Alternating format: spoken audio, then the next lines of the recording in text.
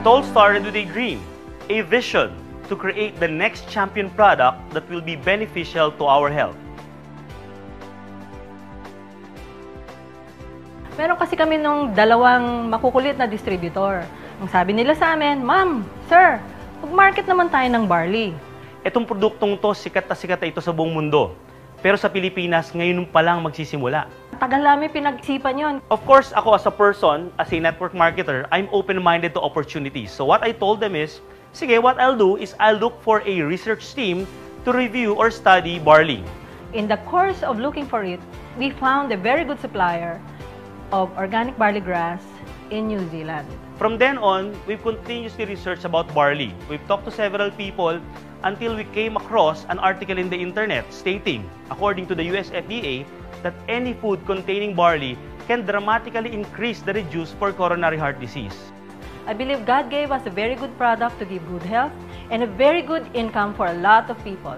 Eventually, we felt that we had to share this very good product and very good opportunity with as many people as possible.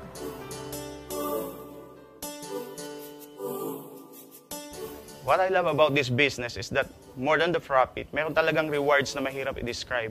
I mean, of course, we want people to feel better through our products. Pero hindi lang yun eh. They live better. Ang sarap ng pakiramdam to know that we help them achieve that.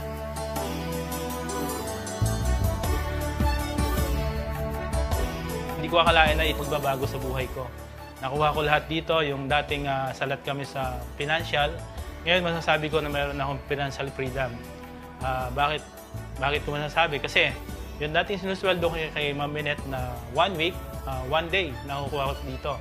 At doon, nagdoble-doble income ko. At ngayon, mga gadget dito, pinamimigay ng Santay. Actually, napakaraming mga products ng iba't ibang companies na pwede kong i-take. Yung nga lang, ang reason bakit nasa Santay ako right now is more than the product is because of the people, yung mga tao, behind sa company. Kaya sa Santay, nakita ko yung sincerity ng company. Nakita ko yung sincerity ng mga distributors at ng mga tao behind this company.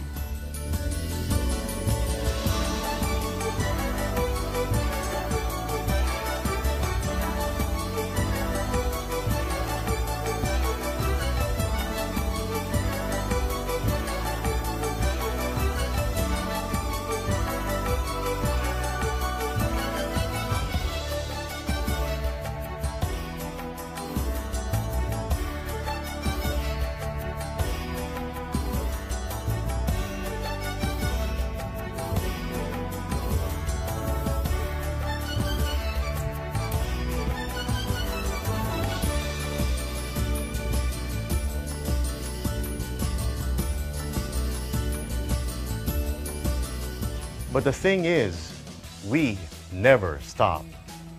At the end of each day, at the end of every achievement, we remember our constant goal, and that drives us to keep on going. Hindi yun ganun kadali.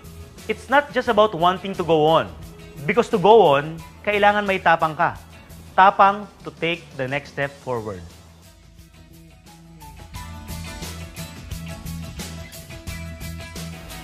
If you are a Santay distributor, one of the things that you will value and one of the things that you will notice is how the directors, the employees, the management, and the uplines all together have created an environment that makes Santay a one big happy family. Isa siyang pamilya na masaya.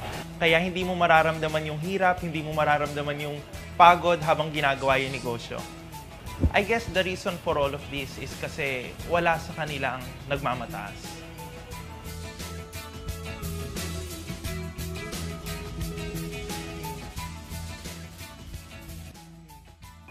Lahat ng bagay ay pwede mo makamit. Pero isa lang naman ang katapat ng bawat pagsubok na iyong haharapin. And that is...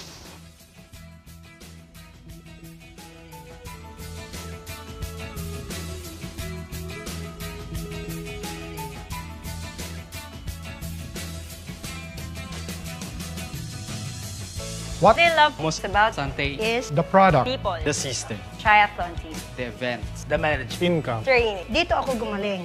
What I love most about Santay is, we work hard. But working harder! Bye!